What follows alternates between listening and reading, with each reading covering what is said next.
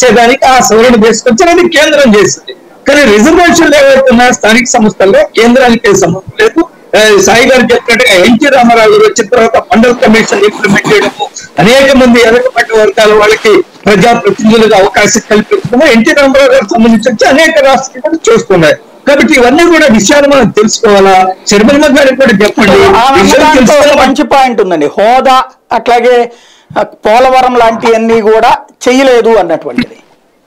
నేనేమంటున్నట్టే సాయి గారు అనేక సందర్భాల్లో నేను మీతో మాట్లాడుతూ చెప్పాను.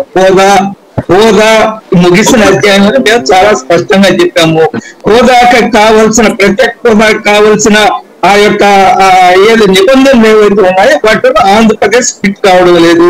ఆ రోజు మాట్లాడారు. ఆ రోజు అందరూ కూడా ప్రత్యేక హోదాల గురించి మాట్లాడారు. తర్వాత 14వ ఆర్థిక కమిషన్, 14th ఫైనాన్స్ కమిషన్ చాలా స్పష్టంగా చెప్పింది ఏమిటంటే ఈ యొక్క స్థానిక నిధులు ఏవైతే ఉన్నాయో, ఎవల్యూషన్ ఆఫ్ ఫండ్స్ ఏవైతే ఉన్నాయో అవన్నీ కూడా పెద్ద ఎత్తున పెంచారు. 22% నుంచి 35% పెంచిన తర్వాత ఏ రాష్ట్రానికి కూడా ప్రత్యేక హోదా ఉండవలసిన అవసరం లేదు.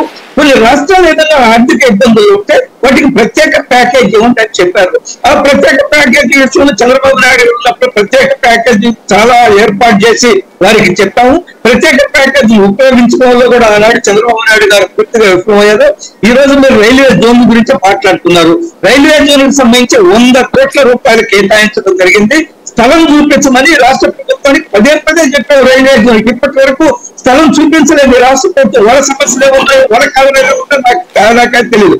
అదే సందర్భంలో రైల్వే ప్రాజెక్ట్ అభివృద్ధికి సంబంధించి ఈ రాష్ట్ర ప్రభుత్వం భూసేకరణ చేసి రాష్ట్ర ప్రభుత్వం షేర్ ఏదైతే ఉందో వాళ్ళ యొక్క షేర్ ని రాష్ట్ర ప్రభుత్వం షేర్లు కూడా కట్టమని చెప్పాం. అందులో కూడా రాష్ట్ర ప్రభుత్వం స్పందించలేదు. కాబట్టి కొన్ని రైల్వే ప్రాజెక్టులు వెనక్కి వెళ్ళాయి.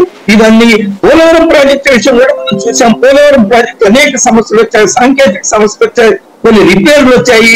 అదేవిధంగా R&R ప్యాకేజీ విషయంలో కొంత తప్పులు జరిగాయి. నేను చెప్పింది కాదు, ఆ ప్రతిపక్షంలో ఉన్నప్పుడు జగన్మోహన్ రెడ్డి గారు చెప్పారు R&R ప్యాకేజ్ లో 100,000 కోట్ల రూపాయలు అవినీతి జరిగిందని చెప్పారు. వాటన్నిటి విషయాలు కూడా చర్చించుకున్న అనేక సందర్భాలు, అనేక కేంద్రం చాలా స్పష్టంగా చెప్పాము. పోలవరం ప్రాజెక్టుకు సంబంధించి 100% కేంద్రము భరిస్తుంది, అందులో ఎటువంటి అనుమానం లేదు.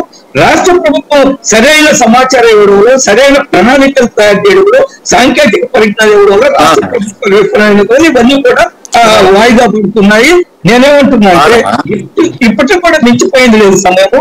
రాష్ట్ర ప్రభుత్వము సరిగా స్పందించి కేంద్ర ప్రభుత్వాన్ని విశ్వాసంలోకి తీసుకుని సాధ్యమైన తొందరగా పోలవరం పూర్తి చేయొచ్చు. కానీ రాష్ట్ర ప్రభుత్వం ఏం చెప్పింది, అనేక డేట్స్ వాయిదా చేసింది. ఫైనల్ గా అంబటి రాంబాబు గారు ఏం చెప్పారంటే ఎప్పుడు పోలవరం పూర్తి అవుతుందంటే పవన్ కళ్యాణ్ గారు 4 పెళ్లి చేసుకున్నప్పుడు పూర్తి అవుతుందని ఫైనల్ గా ఆయన ఫైనల్ టచ్ ఇచ్చారు.